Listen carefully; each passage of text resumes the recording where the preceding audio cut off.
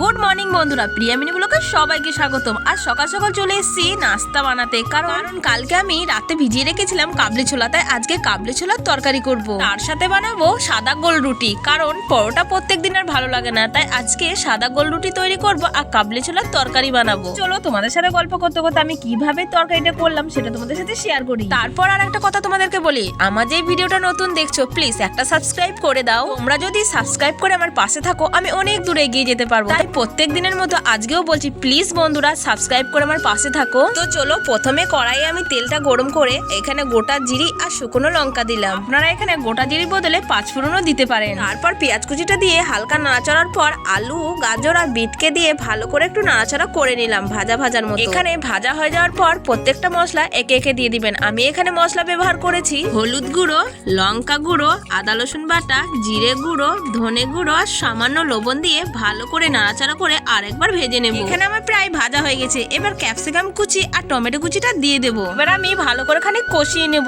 তো আমার কষানো হয়ে গেছে, পরিমাণ মতো জলও দিয়ে দিলাম। এবার কাঁচা লঙ্কা দিয়ে আমি খানিকক্ষণ রেখে দেবো, ঢাকনা দিয়ে ঢেকে দেবো। তো বন্ধুরা, আমি খানিকক্ষণ পর আবারও ফিরে এলাম। তারপরে ঢাকনা খুলে সামান্য ধনেপাতা কুচি ছড়িয়ে দিলাম আর একটু নাড়াচাড়া করে হলে কমপ্লিট। এবার আমি ঝটপট গরম জল করে এখানে ময়দাকে ভিজিয়ে নেব।